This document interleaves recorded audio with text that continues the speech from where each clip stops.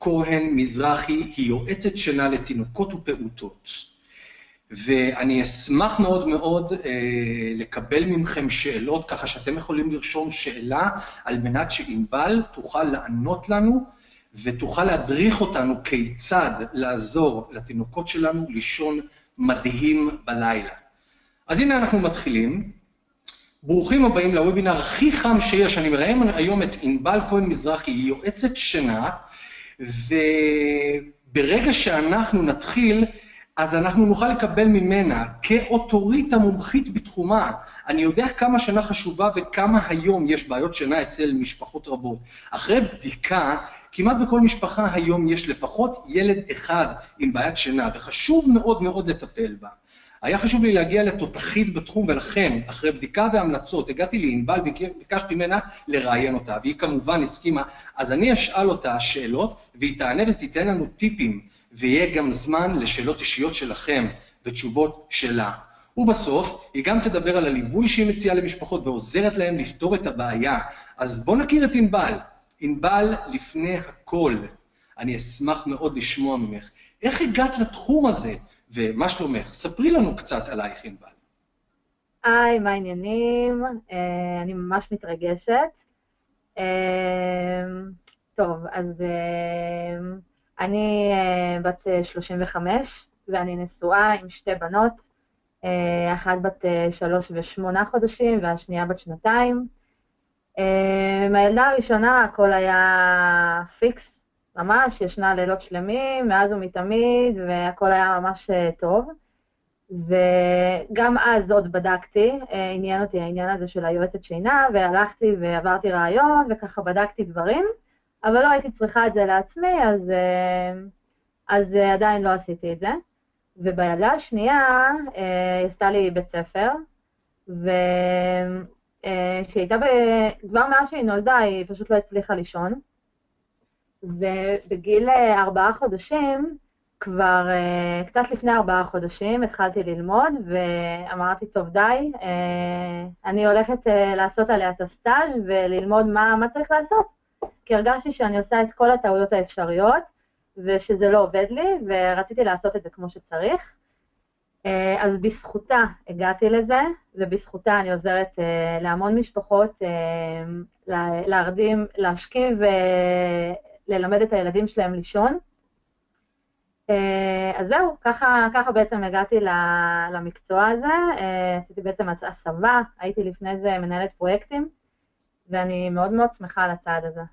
איזה מדהים, ענבל, לדעת שמתוך צורך משפחתי שלך, את הגעת למקצוע. אני בטוח שבאמת את תוכלי לעזור לאנשים, כשאת יודעת מתוך הניסיון שלך ומתוך הבית שלך, לקחת מקצוע ואת יכולה לגמרי לעזור לאנשים. ענבל היקרה, מהי בעיית שינה? זאת אומרת, איך אנחנו מגדירים? מתי אנחנו יודעים? אני אבא ל8 ילדים. הייתי שמח מאוד אם תרדימי אותם בכלל, אבל מהי בעיית שינה? אז תראו, בעיית שינה, הקריטריון היחיד שאנחנו צריכים להסתכל עליו, זה איך בעצם הוא נרדם בתחילת הלילה. אם הוא יושן לילה רצוף, זה לא עוזר לנו. אבל איך הוא נרדם בתחילת הלילה? איך אם הוא נרדם עם עזרה, בלי עזרה, כל עוד הוא נרדם עם עזרה, ויש איזו תלות מסוימת שרק בגללה הוא נרדם, אם זה בקבוק, הנקה, ידיים, מיטת הורים, ממש כל דבר, אז בעצם יש לו בעיית שינה, כי הוא יצטרך בדיוק את אותם תנאים, בשביל להרדים את עצמו שוב ביקיצות שיהיו לו לאורך הלילה, ולכולנו יש יקיצות. פשוט ילד שיודע לישון עצמאית במיטה שלו, אז ביקיצות שהוא בעצם יתעורר בלילה, הוא לא נרגיש אותו. הוא פשוט תוך כמה רגעים יסובב את הראש מצד לצד והוא יחזור לישון. אז זה הבדל בין ילד שיודע להירדם עצמאית, לבין ילד שלא יודע להירדם עצמאית. אני מבין. וכמה חשובה השינה הרצופה בלילה, ענבל? השינה הרצופה בלילה היא מאוד מאוד חשובה. ילד בעצם רגוע, חכם ובעיקר בריא יותר, זה ילד שישן טוב. שינה של תינוקות היא מאוד מאוד יקרה, ויש לה השפעה רבה מאוד על ההתפתחות התקינה של כל מערכת הגוף, ובמיוחד על המוח. מחקרים, כאילו אני ממש מספרת לכם דברים ממחקרים, ששינה היא הזמן היחיד שהמוח בעצם מנקה את עצמו, ומשאיר בדיוק את מה שצריך. בעצם את כל הפסולת, המוח מרוקן במשך הלילה שישנים שינה רצופה. זה לא עוזר אם הוא יושן שעה וקם, ועוד שעה וקם, ודחפנו לו עוד בקבוק והוא יושן. צריך בשביל שהוא יגדל נכון ויתפתח נכון, שהוא יהיה בריא, הוא צריך לישון ולעבור מחזורי שינה ולישון רצוף. זה מאוד מאוד חשוב. הורמון הגדילה משתחרר בשנת הלילה. מה כל כך הגיוני, כן. הורמון הגדילה משתחרר בשנת הלילה, והוא מאוד מאוד חשוב. חשוב גם לדעת, חוסר שינה משפיע גם על השמנת יתר וסוכרת אצל ילדים. מאוד מאוד חשוב שהוא יעבור ככה הרבה מחזורי שינה. אז אם זיהינו בעיית שינה, מהם הדברים שאנחנו צריכים לעשות בשביל לפתור את הבעיה ולגרום לילד לישון, לילות רצופים, להירדמות עצמאית במיטה שלו? מה אנחנו צריכים לעשות? אז תראה, קודם כל יש המון דברים, אבל קודם כל צריך להיות עקביים. כי אחרת זה לא יצליח ואנחנו סתם נבלבל את הילד. אנחנו צריכים קודם כל אנחנו לקבל החלטה מה אנחנו הולכים לעשות ואיך, ולעשות את זה, להיות שלמים עם זה ולהיות עקביים עם זה. כי אחרת זה פשוט לא יעבוד. אז קודם כל זה הסוד, תהיו עקביים ותתמידו. הדבר השני זה כמובן לשים לב לסימני עייפות. מעבר לשעון, שאנחנו עוד מעט נדבר עליו, מה השעות שאני ממליצה להשכיב את הילדים לישון, סימני עייפות זה דבר מאוד מאוד חשוב. שימו לב לסימני העייפות של הילד, ושימו לישון בערך חצי שעה מאותו רגע שהופיעו לכם הסימני העייפות. על איזה גילאים את מדברת, ענבל? אני מדברת על כל גיל, אבל הייעוד שאני עושה הוא מגיל 5 חודשים עד גיל 5, אבל אני בעיקר מדברת על גיל 3, 3 וחצי, למרות שהילדה שלי בת 3 ו8 חודשים, ואני גם מזהה את הסימני העייפות שלה, ואני פשוט שמה אותה לישון, משכיבה אותה לישון לפי סימני העייפות שאני רואה אצלה. זה נכון לכל גיל. אני מבין בהחלט. פשוט צריך לזהות את סימני העייפות. לצורך העניין, יש סימני עייפות של גירות באוזן, גבות ורודות, פיוקים, בכי, עצבנות, זה כבר סימני יתר, סימני עייפות מאוחרים, שאם אנחנו נשים אותם לישון בזמן הזה, לישון, אז ההרדמה תיקח לנו המון זמן ויהיו יקיצות לאורך הלילה. בגלל זה מאוד מאוד חשוב לשים לב דווקא לסימני עייפות מוקדמים. לא לחכות לשפשוף עיניים ולפיוקים ולבכי, אלא להסתכל, אצל כל ילד זה אינדיבידואלי, זה אחרת, אבל יש גם סימנים שהם אותו הדבר. יש ילדים שפשוט מגרדים ליד האוזן, הגבות ורודות, כמו שאמרתי, עושים בשיער כל מיני ליטופים, מלטפים להם את השיער, כל מיני כאלה. אז מאוד מאוד חשוב לשים לישון בשעות האלה, והשעות המומלצות שאני ממליצה לילדים עד גיל 3.5, אפילו 4, זה בין 6.5 ל8 בערב, לשים לישון לא יותר מאוחר. אני מבין. את סיפרת לי, ענבל, שיש כמה עובדות חשובות שאנשים אולי לא יודעים, ושבירת מיתוסים. את יכולה לספר לי על זה בבקשה? רגע, אז יש עוד כמה דברים שאני רוצה לדבר עליהם לפני זה, שמאוד חשובים ככה לשינה הטובה והאיכותית, ואם נתייחס אליהם ונעשה אותם נכון, אז בעצם יהיה לנו לילות רצופים והירדמות עצמאית. זה לבדוק, לעשות טקס שינה נכון. לפני השינה צריך לערוך טקס שינה. תקפידו על פעולות קבועות שיחזרו על עצמן. כל ערב לפני השינה בחדר הילדים, לעשות את אותו הטקס בדיוק. תתפלאו, אבל יש לטקס שינה חשיבות פיזיולוגית, והוא מאוד מעודד הפרשת מלטונין, שזה בעצם הורמון השינה. אז טקס שינה, תקפידו עליו, זה מאוד מאוד מאוד חשוב. זה מוריד, בעצם הטקס שינה, מה שהוא עושה, הוא בעצם מוריד את כל הגירויים ואת כל מה שהיה לנו במהלך היום, בעצם מוריד לנו הילוך. אז זה מאוד מאוד חשוב לעשות את זה. והדבר הבא שאני רוצה לדבר עליו זה גמילה מגורמי תלות. גמילה מגורמי תלות זה בעצם כל דבר שעוזר לילד שלנו היום להירדם. זה אומר בקבוק, הרמה על הידיים, הנקה, אוכל, מים, ממש כל מיני דברים שעוזרים בעצם לילד להירדם והוא לא נרדם לבד ובלעדיהם. והוא צריך אותם בעצם, הוא יצטרך בדיוק את אותם תנאים במשך הלילה. זה אומר שאם הרדמנו אותו עם הנקה, הוא יתעורר בלילה והוא יצטרך לחזור לישון עם הנקה. הוא יתעורר, נרדים אותו על הידיים או במיטת הורים ונחזיר אותו למיטה שלו, הוא יתעורר, יבוא למיטת הורים, נצטרך להרדים אותו שם ולחזור חזרה. זה מה שיהיה.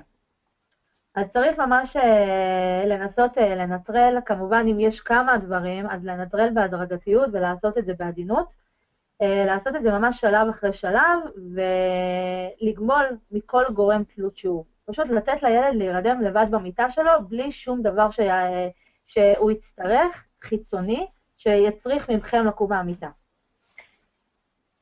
הדבר הבא זה התמודדות עם בכי. במידה והילד בוכה, אנחנו צריכים כמובן לגשת ולהרגיע אותו במגע במיטה, ואם זה לא עוזר, אז נרים על הידיים, נרגיע אותו, ואז נחזיר אותו למיטה. שהוא ידע וילמד שישנים ונרדמים רק במיטה שלו. בכל יקיצה במהלך הלילה, אנחנו צריכים להחזיר את הילד למיטה שלו לישון. אם נתחיל את הלילה ונרדים במיטה, ואז במהלך הלילה, בגלל שאנחנו עייפים, אנחנו ניקח אותו אלינו למיטה, אז לא עשינו בזה שום דבר. וגם חשוב מאוד ככה, זה מאוד קשה, אני יודעת, גם אני הייתי שם. זה מאוד קשה להתמודד עם בכי, ולפעמים אנחנו נשברים, כי אנחנו עובדים וככה אין לנו כוח. אבל מאוד מאוד חשוב ככה לעמוד מול הילד ולהתמודד עם בכי שלו, ולהחזיר אותו לישון, לא לעזוב אותו בוכה, לרגע לא לעזוב אותו בוכה, תמיד תמיד תמיד לגשת ולנסות להרגיע במיטה. אם המיטה לא עוזרת, אז אנחנו מרימים על הידיים, מרגיעים ומשכיבים. כמובן לנסות להימנע מקטע של ערה מורד, אבל לעשות את זה בצורה הזאת, זה מאוד מאוד חשוב.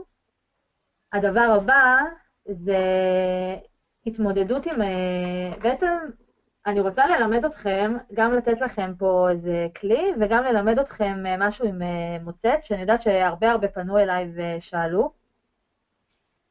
אז תתפלאו, אבל ניתן ללמד תינוקות מגיל 5 חודשים, לקחת מוצץ לבד בלילה, בלי עזרת ההורים.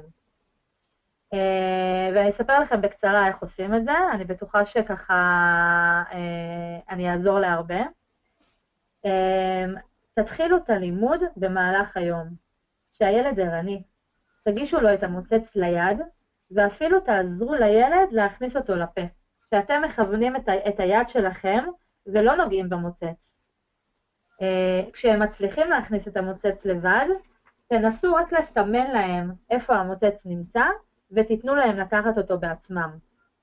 אני מבטיחה לכם שכעבור מספר ימים, כשהם כבר הרבה יותר עצמאיים עם המוצץ, תניחו להם 2-3 מוצצים בפינה קבועה במיטה, לפני כל השכבה, תראו להם את המוצצים, תצביעו להם ממש איפה אתם שמים להם, תעשו בדיוק את אותם שלבים בהירדמות ובמהלך הלילה, ובהתחלה זה יהיה ארוך, ההרדמות יהיו ארוכות, כי אתם מלמדים בעצם משהו חדש, אבל מהר מאוד הם יסתגלו וילמדו את המיומנות הזאת, ויהיו מסוגלים לקחת לבדם את המוצץ בלילה. אני יודעת שהרבה אמהות קמות בלילה, אומרות לי, מה, אנחנו נותנות לו רק מוצץ, אבל זו יקיצה.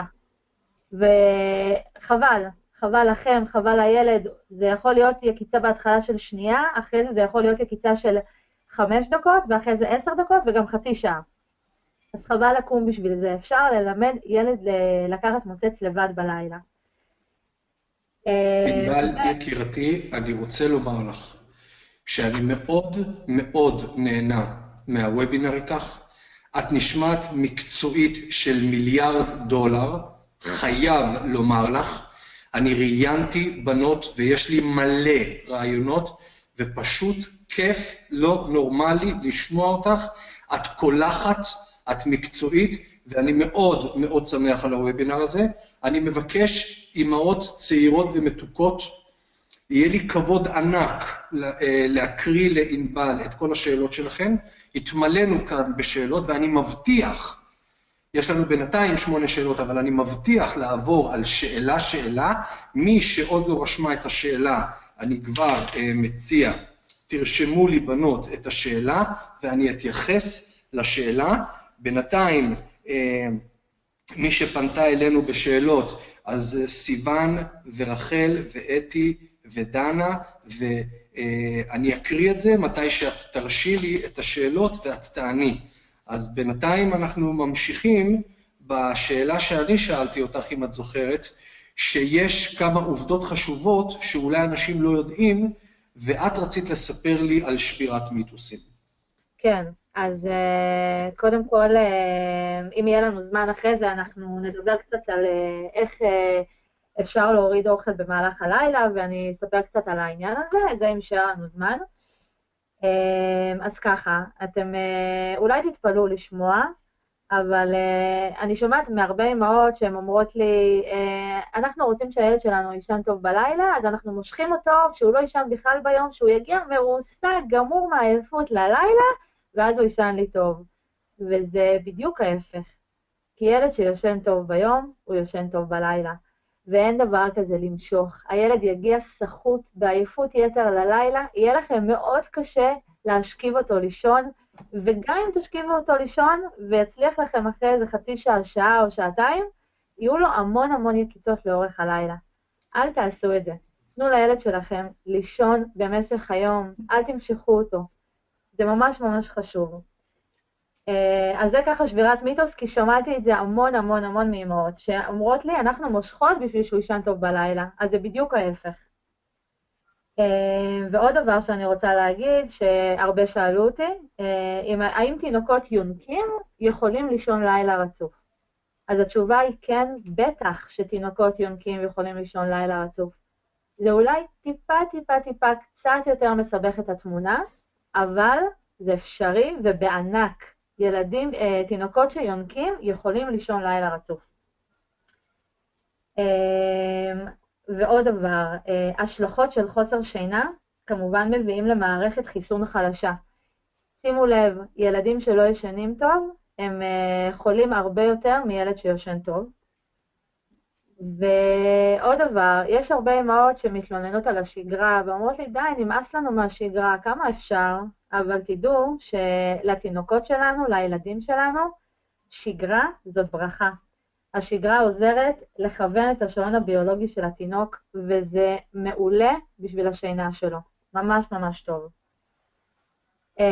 לתינוק לוקח כ-20 דקות בערך להירדם, ושוב, אני ממליצה בין 6:30 ל-8 להשכיב לישון, וכמובן לענות לסימני עייפות מוקדמים של הילד, זה גם מאוד חשוב. ההירדמות העצמאית מלמדת את התינוק כיצד לבצע תהליך של הרגעה עצמאית, ושימו לב שילד שיודע להרגיע את עצמו לבד לפני השינה ולהירדם לבד, גם בפרידות בבוקר יהיה לו יותר קל מילד שיש לו בעיית שינה. זהו בינתיים. אוקיי, אז אני רוצה ברשותך להתחיל להקריא לך את השאלות של הבנות שנמצאות איתנו בחדר של הוובינר, ואחר כך אני אבקש ממך לספר לנו איך אפשר ליצור איתך קשר, איך את יוצרת מצב שאת מציעה למשפחות פתרון בעיית שינה, איך את נותנת ליווי, ואנחנו מבטיחים שבוובינר הזה תהיה לנו הפתעה מטורפת שענבל נותנת לנו, וכדאי מאוד להישאר איתנו עד הסוף, מכיוון שענבל הבטיחה שמי שנמצא בוובינר היא נותנת איזושהי הטבה ממש מיוחדת. אז אני מבקש להתחיל את השאלות. איך מורידים אוכל בשינה? זוהי שאלה שנשאלת. איך מורידים אוכל בשינה? אוכל בלילה. איך מורידים אוכל בלילה. כן, אוקיי. אז זה באמת הדבר הבא שרציתי לדבר עליו, אז מעולה. אז קודם כל, צריך לעשות את זה כמובן בהדרגתיות. אפשר לעשות את זה. השאלה כמה זמן, בין כמה הילד, קודם כל, בין כמה הילד.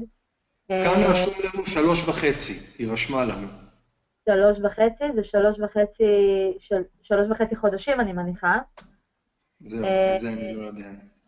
כי 3.5 מן הסתם כבר לא אוכלים בלילה, אז אני רוצה להאמין שזה 3.5 חודשים. 3.5 חודשים זה בעצם, התינוק כנראה, יכול להיות שהוא עדיין צריך אוכל בלילה, אז פשוט השאלה היא כמה פעמים בלילה הוא אוכל, ואז בעצם לצורך העניין, אם אנחנו מחליטים ויודעים שהילד אכל טוב במשך היום, ואנחנו יודעים שזה לא רעב, אוקיי? אנחנו יודעים שזה לא רעב, שהוא לא צריך את האוכל הזה בלילה, אנחנו מחליטים, קודם כל צריך לקבל החלטה, לא לבלבל את הילד, בואו נחליט אנחנו שאנחנו עושים את זה, שאנחנו מורידים אוכל בלילה, אנחנו יודעים שהוא אכל טוב במשך היום, אז אנחנו מתחילים בהדרגה לעשות את זה, בעצם לרווח. מה זה אומר?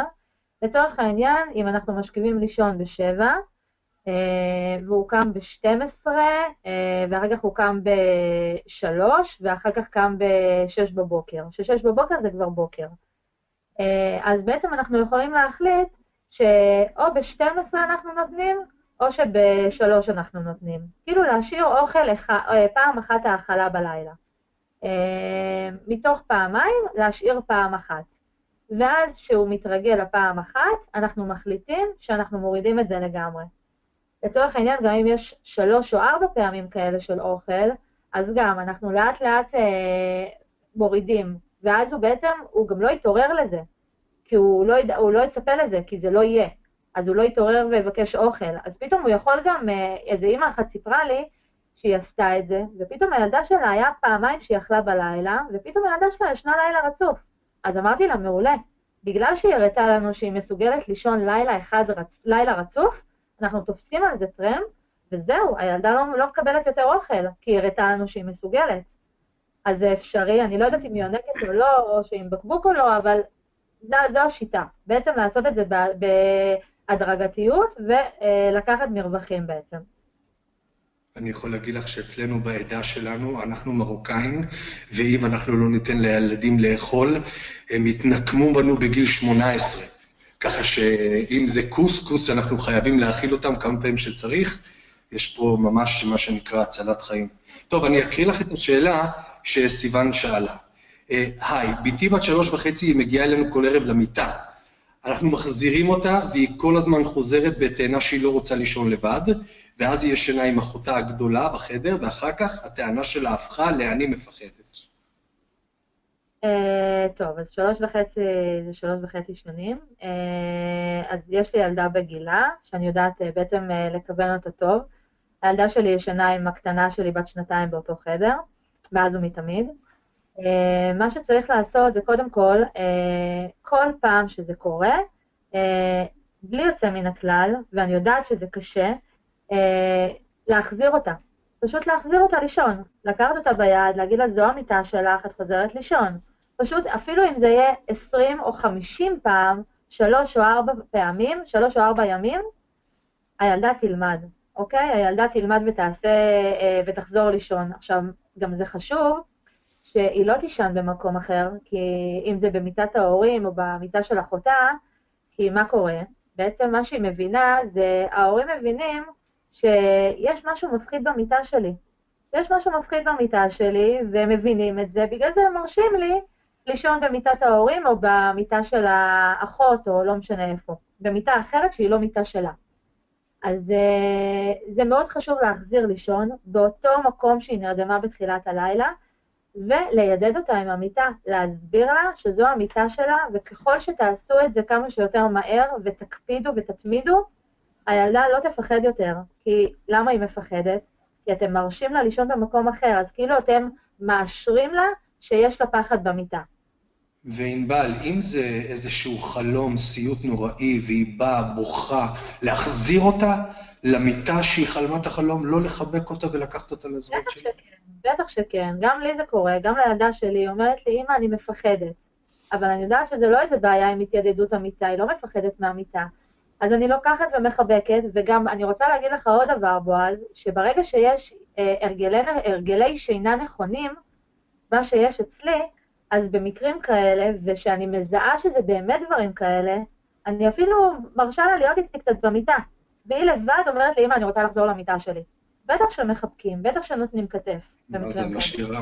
מאשרת לה קצת במיטה, את ממש מלאך. טוב, אז אני עובר לשאלה, מה עושים שיש כמה גורמים בבית, אמא, אבא, סבא, סבתא, שמרדימים את הילד במהלך היום, הוא פשוט מקבל הוראות שונות. טוב, אז זה בעצם כמו בגן, שאני בעצם מלווה משפחות, אז אני אומרת להם, והם אומרים לי שהילד במסגרת. אז אני אומרת להם, בסדר, מסגרת זה מסגרת, בית זה בית. אני מנחה אתכם איך עובדים בבית. כל אחד וההנחיות שלו. זה לא מבלבל את הילד. הילד צריך להבין שאמא מרדימה ככה, אבא מרדים ככה, הסבא והסבתא מרדימים ככה, ובגן מרדימים ככה. זה בסדר גמור, זה לא אומר שיש פה איזה משהו שהוא יבלבל את הילד. אם אפשר לתת איזה משהו, איזה דגשים או איזה נקודות חשובות, שאני בטוחה שתצאו מהערב הזה עם נקודות חשובות ותוכלו להגיד אותם לסבא והסבתא, אבל זאת לא בעיה. אם תמיד, מה שחשוב פה זה שלא יהיו כל פעם ייכנס מישהו אחר וינסה להרדים. זה אומר שאם לדוגמה האבא מחליט שהוא עושה את ההרדמה, אז הוא בחדר לבד עם הילד והוא זה שמרדים. לא נכנס עכשיו, הוא יוצא ואומר, אין לי כוח, אני די, בואו תחליפו אותי, ואז האמא נכנסת, ואחר כך הסבתא, ואחר כך הסבא. זה כבר בעיה. זה אסור לעשות. כל הרדמה, מישהו אחד עושה. אז כמובן, קחו נשימה עמוקה לפני שאתם נכנסים להרדמה, ותבואו עם אנרגיות ועם מחשבות חיוביות, ורק אחד בחדר, להרדים את הילד. בלי לתת ולבקש. סיוון יקירתי, בוובינר אחר, בנושא אחר, להרוויח הרבה מאוד מאוד מאוד כסף, ואז לקנות וילה מטורפת ולהיות לבד, זה אחד מהדרכים שיכולים ליצור מצב שאת תוכלי לטפל בילדים בלי סבא וסבתא. אוקיי, אני עובר לשאלה הבאה. במהלך היום הילד שלי מכניס מוצץ, ככה כתוב, מכניס את המוצץ, ובלילה הוא ממש בוחר שלו ומאיר אותי כל הזמן. הוא יודע לקחת מוצץ לבד או לא, במשך היום? במשך היום הוא לוקח מוצץ לבד, בהחלט, זה מה ש... היום הוא לוקח לבד מוצץ. אוקיי, יכול להיות שבלילה הוא לא רואה את המוצצים, הוא לא יודע איפה הם, או שהוא פשוט יתרגל לזה, הוא יתרגל שהוא בוכה ומישהו בא ונותן לו את המוצץ, כי זה יותר קל לו מאשר עכשיו להתחיל לחפש. פשוט מה שהדרכתי על המוצץ מקודם, צריך פשוט ללמד את הילד לקחת מוצץ גם בלילה. בלילה לעבוד, כמו שעבדתי איתו ביום, לעבוד גם בלילה. נכון שאתה יפה בלילה, וזה לוקח יותר זמן, ולא בא לך להתעסק עם זה, אבל זה מה שצריך לעשות. את אותו דבר שעשית ביום, עם קצת דגשים שלקחת מכאן, תעשי גם במהלך הלילה, כי הוא פשוט יתרגל וקל לו, וכיף לו, שאת קמה בלילה ונותנת לו מוצץ לפה. אודליה שואלת, אני חושב שאת ענית על השאלה, אבל אני מקריא אותה, איך מורידים את הבקבוק לפני שינה? אז בת כמה הילדה? רשום? לא, היא לא רשמה לנו. היא לא רשמה, אוקיי. אז חשוב לעשות הפרדה ולא לתת לילד לישון בעצם ישר אחרי בקבוק. זה אומר שאנחנו עושים בעצם אוכל, ארוחת ערב, אמבטיה, ואז טקס שינה ולישון. בעצם שיהיה הפרדה בין האוכל לשינה, ואז בעצם זה מנטרל לנו את התלות הזאת שיש בין האוכל לשינה. אני יכולה להגיד לך שהיה לי דבר כזה מאוד מאוד קשה עם הילדה שלי עם מים, והיה לי ממש ממש ממש קשה, והיו לי יומיים או 3 קשים של בכי מטורף, כמובן שהייתי איתה כל הזמן, וזה עבר.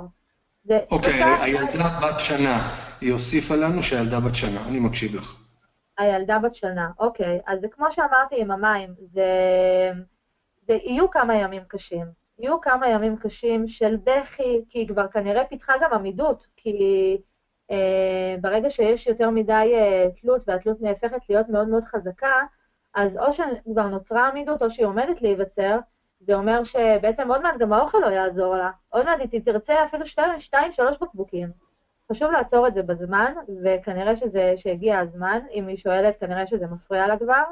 את מדברת והיא כבר סיפרה לנו שאם הילדה לא מפסיקה לבכות בהמשך הלילה בגלל שהורדנו לה את הבקבוק, אז מה עושים? אבל זה בהחלט, את דיברת על זה כרגע שאת אמרת שאת מצפה שיהיו בכיות. כן, כן, יהיה בכי ובכי קשה. אני הרגשתי שהילדה שלי, בבכי הזה, אמרתי לאמא שלי, שהיא מאוד מעורבת, אמרתי לה, תקשיבי, ראיתי כאילו ילד מכור, מפחיד מול העיניים. זה היה נורא נורא מפחיד לראות את זה. זה ממש היה התמכרות, היא ממש התמכרה, ושאמרתי לה לא, היא ממש נכנסה לאטרף של בכי והיסטריה. ואני אומרת לאמא שלי, אני לא יודעת אם מישהו היה יכול לעמוד בזה, כי אני כמעט נשברתי. אבל עמדתי מולה והייתי איתה, וזה עבר, ואני הכי שמחה שעשיתי את זה בעולם. אני עובר לשאלה שמובילה אותנו, תוך כדי בדיוק מה שהסברת. היא כותבת לנו כאן מישהי, על איזה טקס שינה את ממליצה, והאם לתינוק בן 8 חודשים עדיין צריך לתת בקבוק בלילה? זו השאלה. אוקיי, אז תינוק בן 8 חודשים כבר יכול לא לאכול בלילה. כמובן אם הוא בריא ואם הכל בסדר, שזה משהו שצריך לבחון אצל רופא. אז תינוק מגיל 5 חודשים כבר יכול לישון לילה רצוף ולא לאכול בלילה. בהחלט כן, אם הוא אוכל טוב ביום, גם אם את מרגישה שהוא לא כל כך אוכל טוב ביום, אבל את קיבלת את ההחלטה, כי את יודעת שבלילה הוא צריך לישון ולא לאכול, אז לאט לאט את תראי שבמשך היום הוא פתאום צורך יותר קלוריות ויותר אוכל, ואז זה בעצם מתאזן. ולגבי טקס שינה, אז הטקס שינה שאני ממליצה זה ככה. זה בעצם, אנחנו מתחילים בארוחת ערב, אחרי זה אנחנו עושים אמבטיה, אחרי זה אנחנו נכנסים, מהאמבטיה אנחנו נכנסים, מי שמרדים את הילד, ישר מהאמבטיה נכנס לחדר שינה שלו, ובעצם שמה הוא מתחיל את הטקס. זה אומר הלבשה, כמובן להלביש פיג'מה, אם זה אומר כיסוי, אם זה אומר שיר, סיפור, שמע ישראל. חשוב כמובן שהטקס יהיה עד 10 דקות, לא יותר מזה. ומאוד חשוב שלא יהיו משחקים בתוך הטקס הזה. זהו, נגמר המשחקים, נגמרו הגירויים, אין מסכים, אין שום דבר, מנורת לילה קטנה, אפשר לספר סיפור כמובן, אבל זהו, אחרי הטקס שינה נכנסים למיטה. האמת שאחרי שהסברת את הטקס שינה שאת הסברת, השמע ישראל התחבר לי מאוד עם 8 ילדים שלי, שאת עשית עיסוי, כן, באמת. אני רוצה לומר שסיוון אזולאי, לפי השאלות שלך יקירתי, אני אומר לך שאת מאוד מאוד תתחברי לענבל, כי על פי השאלות שלך אני חש שיהיה הכי נכון להיות בקשר איתה. סיוון שואלת, במשך כמה ימים זה יסתדר, כי היא צורחת ובוכה ומאירה את כל הבית. תזכיר לי על מה היא שאלה, מה יסתדר? במשך כמה ימים זה יסתדר, היא מדברת על כך שאם בטקס שינה היא תסיר את הבקבוק והיא תיצור איזשהו מצב שהיא תיתן רק שתייה אחרת או מים, כמו שאת מציעה, לשאלתה, במשך כמה ימים זה יסתדר לדעתך, מכיוון שהיא טוענת שהיא צורחת ובוכה ומאירה את כל הבית. אז קודם כל, אני לא אומרת להחליף אוכל במים, לא לעשות את זה. אם החלטנו להפסיק אוכל, אז זה גם הפסקת מים. לא מחליפים מים באוכל, לא לתת לא אוכל ולא מים, כי אז היא תיצור תלות גם במים, ולא לעשות את זה. אם מחליטים, אז מחליטים ולא נותנים שום דבר. זה כמו לפני בדיקת דם, זה צום מלא, מה שנקרא. נכון. לא לתת שום דבר, וכן, יהיו כמה ימים קשים. אני הופתעתי, אבל חשבתי שזה ייקח 3-4 ימים, אבל היה לי רק יומיים קשים. קשים, אבל קשים מאוד, ברמה מאוד מאוד מאוד קשה, של בכי וצרחות איומים כמו של בן אדם מכור. זה מה שראיתי בבית, והיה לי מאוד קשה. גם לי יש עוד ילדה שהעירה אותה, ואת בעלי ואת כולם. כן, זה מאוד מאוד קשה, אבל אם מחליטים, אז עושים, וזו הדרך. כמובן, תמיד, תמיד, תמיד להיות שם שהילדה בוכה, תמיד, לא לעזוב אותה לרגע אחד בוכה לבד. אני מבין. טוב, אז ענבל, אחרי שהכרנו אותך, והבנו באמת עם מי יש לנו עסק, וכמה את תותחית בתחומך, בואי תדברי קצת בבקשה על הליווי שאת מציעה למשפחות לפתרון הבעיה, ללילות רצופים והירדמות עצמאית. נראה לי שממש ממש מחכים פה לשמוע ממך איך את עוזרת למשפחות לחזור לישון בלילה ולהיות פחות עצבנים ופחות עייפים, ולילד כמובן להיות יותר מאושר. ספרי לנו בבקשה, ואם יש לעוד מישהו שאלות אני יפריע לך, כי יש לנו עדיין עוד 20 דקות, אבל אני ממש אשמח מאוד לשמוע ממך מה ואיך. ספרי לנו בבקשה. אוקיי, אז הליווי שאני מציעה למשפחות הוא בעצם חבילה, והחבילה בעצם כוללת כמה דברים. היא כוללת פגישת אבחון, אצלך בבית או בסקייפ, אם בעצם מדובר על מרחק מהכתובת שאני נמצאת בה, מרחק שבעצם יהיה מאוד של שעתיים, שלוש, משהו כזה. ובעצם בפגישה אני יושבת ובעצם שואלת מלא מלא מלא שאלות, ואנחנו ממש יורדים לעומק הדברים ומבינים בדיוק מה הבעיה, מאיפה היא מגיעה, מה התלות שיש, האם פיתחה עמידות, כמה ילדים יש בבית, איפה ישנים, ממש יורדים לעומק הבעיה ומבינים בדיוק מה אנחנו רוצים לעשות, מה הציפיות שלנו מהתהליך עצמו, לאן אנחנו רוצים להגיע, ממש יושבים ובוחנים הכל לפרטי פרטים. אני עם השאלון הזה בעצם מגיעה הביתה, יושבת על הפגישה שעשינו, ובעצם בונה לך תוכנית עבודה, ומוציאה לך את זה במייל, ובעצם אנחנו עובדים לפי התוכנית עבודה הזאת. מה זה אומר? אני עכשיו מלווה אותך יום עד שאנחנו משיגים את התוצאה שאנחנו הצבנו לעצמנו בפגישה. אם זה אומר להוריד אוכל בלילה, אם זה אומר לישון לילה רצוף, ממש כל דבר שאנחנו מגיעים אליו בפגישה שאנחנו רוצים לעשות, אז אני איתך יום עד שאנחנו משיגים את זה, אם זה במייל, אם זה בהודעות, אם זה בטלפון, מה שאת צריכה. ואני יכולה להגיד לך שהליווי הזה, אני קוראת לזה בעצם כמו מי שעושה דיאטה לבד ולא מצליחה. הרבה פעמים הורים אומרים לי, אנחנו ננסה, בסדר, שמענו את הטיפים שלך וזה, וננסה לבד. ואז הם חוזרים ואומרים לי, תקשיבי, יש כאלה שמצליחים כמובן, אבל יש כאלה שלא, ואז הם מגיעים, אומרים, תקשיבי, אנחנו צריכים כתף, אנחנו צריכים מישהו, אנחנו צריכים הכוונה, כי זה מאוד קשה, הילד בוכה, וזה תהליך של למידה, אז יש פה בכי, כן? וצריך לפעמים את הליווי, את האוזן הקשבת, את התמיכה הנפשית הזאת, וזה לא רק משהו שהוא טכני. יש פה תמיכה מאוד, אני נותנת תמיכה נפשית בכל התהליך, שזה, אני יכולה להגיד שהתהליך הזה מצליח הרבה בזכות התמיכה הזאת והליווי היומיומי. אז ככה מי שלוקח את הליווי הצמוד, אני מבטיחה תוצאות מובטחות, ממש תוצאות מובטחות של 100%, אבל יש לי תנאי קטן כמובן, שצריך עקביות והתמדה. זה הסוד בשביל להצליח בתהליך. כי אם אנחנו נחליט ולא נבצע, או אני אגיד משהו והוא לא יקרה, וגם לא תגידו לי, אז זה לא יקרה. צריך ממש לעבוד לפי הוראות, לפי הכוונה, לספר הכל, להיות גלויים, לנסות ממש לעשות. לפעמים יש מצבים שהם נשברים ולא מצליחים, אבל בשביל זה אני נמצאת בליווי הזה, ונותנת את המענה ואת האוזן ואת הכתף, וממשיכים הלאה. וכמובן שאני רוצה לתת הטבה לכל מי שאיתנו ל-24 שעות מעכשיו. בעצם אני נותנת את הליווי הזה, אני מציעה לכם אותו ב1,000 שקל בלבד, במקום 1,500, שזה המחיר שאני לוקחת.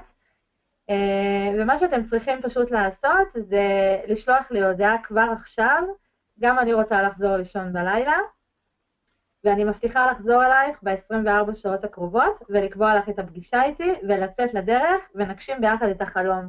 אני מבטיחה לכם, אתם תחזרו לישון בלילה. זה אפשרי. בנות, אני שמעתי כל מילה. יש לכם כאן את הטלפון של ענבל, 054-4255-007. אין כל ספק שכאשר ענבל מדברת על 100% התחייבות, אני אומר לכם שאנחנו מדברים על מישהי מקסימה, מדהימה, שאוהבת לעזור, שאוהבת להדריך, וכאן היא מתחייבת שאתם יכולים לאכול לה את הראש, דרך SMS, דרך אימייל, דרך סקייפ, דרך וואטסאפ, אתם יכולים לצוץ ולהופיע כל פעם שיש לכם בעיה, והיא מלווה אתכם ממש ברמה היומיומית, ואם אתם במרחק של 2-3 ממנה, היא מגיעה הביתה, לטפל, לפגוש, להרגיש, ללטף. אז אני יודע שזה כל כך כדאי. חבר'ה, מדובר בסכום של 1,000 שקל במקום 1,500 שקלים. דברו איתה אם אתם צריכים לחלק את זה למספר תשלומים, דברו איתה אם אתם רוצים לשלם בצורה זו או אחרת, אם זה יקל עליכם באיזה צורה. תדברו עם ענבל והיא תעזור לכם. אז זה מדהים, ההצעה היא ממש מדהימה, ואם אתם הגעתם לוובינר הזה, בנות, ואתם הגעתם מכיוון שאתם רוצות טיפים כיצד לעזור לקטנים שלכם לישון לילה שלם רצוף, ואתם תראו שינוי בתוך התהליך שהיא מטפלת בכם, אתם תראו פתאום מלילה ללילה, אחרי כמה ימים של שינוי שזה נהפך להיות קסם, אתם תבינו את השווי של ענבל. אז אני אישית ממש ממליץ לכם לקחת לפחות טלפון, לשמוע אותה, לראות מה אתם מחליטים לעשות. ענבל היקרה, האם את רוצה להוסיף ולספר לנו משהו? אני רוצה להגיד שבאמת יש לי ניסיון רב, ועזרתי למשפחות, ואני אשמח מאוד מאוד מאוד לעזור גם לכם. אני יודעת מה זה לא לישון בלילה, אני גם הייתי שם, ועבדתי, והייתי עצבנית, ולא ביליתי עם בעלי, והכל התמוטט כמעט. והיום שאם יש לי איזה מחלה קטנה של הילדה שהיא חולה או משהו ואני לא ישנה טוב בלילה, אני אומרת לבעלי בבוקר, אני גמורה, איך הורים לא ישנים בלילה כל כך הרבה זמן וחיים ככה, איך? וזה תהליך שעובד, זה עובד, כאילו אם הייתי יכולה להוכיח את זה באיזושהי דרך הייתי עושה, אבל זה באמת עובד. וזה ממש אחרי שנתחיל את התהליך, אחרי 3-4 ימים אתם כבר תראו שינוי. זה לא יהיה מעכשיו לעכשיו הכל, אבל אתם תראו שינוי ואתם תגידו, יואו, איך לא עשינו את זה עד עכשיו? אני יכול לומר לך שאנחנו הגברים די ישנים. אנחנו לא שומעים שום דבר, הכל בסדר, זאת אומרת, הצרחות מופנות כלפיכם הבנות, אז בסדר. זהו, אז אני שמחה מאוד מאוד שהייתם כאן, ואני מאוד אשמח לקבל תגובות על איך זה היה, זה בכל זאת הוובינר הראשון שעשיתי, ואני אשמח שתעבירו את זה הלאה כמובן. זהו, אני ממש אשמח שתשתפו תגידו לי ככה איך היה, ואם הטיפים עזרו לכם, וגם לא היום, כאילו תתחילו ותגידו לי איך היה. אנחנו כמובן נשלח את ההקלטה של הוובינר הזה לכל הבנות שהיו בוובינר, גם לאימייל, זה גם יופיע בפייסבוק של ענבל, ככה שאתם תוכלו לשלוח את זה לכל מי שאתם חושבים שזה יכול לעזור לה. אם אנחנו סיימנו, אני מבקש לומר תודה רבה לענבל. אני מבקש לומר אלפי תודות לארז כלב, שהחזיק את השידור הזה יצר ובנה את הוובינר, נתן לנו את כל השירות הטכני, פשוט אדם אין כמותו במדינת ישראל, אולי בניו יורק אפשר למצוא מישהו כזה, אבל אין. ובדרך כלל, כשאני מסתכל על ארז כלב, יש לו באמת פרצוף של מישהו שלא ישן בלילה, יכול להיות שגם הוובינר הזה עזר לו. ענבל היקרה, אני ממש ממש מודה לך על הרעיון הזה, ואנחנו מחכים לבנות שהתקשרו. מהרגע שאנחנו סוגרים את הוובינר, בנות, אתן יכולות להתקשר לענבל. לשלוח הודעות, לשלוח הודעה, ואני כמובן אחזור ב-24 שעות הקרובות. אני יותר מאשמח לעזור לכם. יופי. תודה רבה רבה. לילה טוב. לילה טוב, לילה טוב ושקט. ביי ביי. ביי ביי.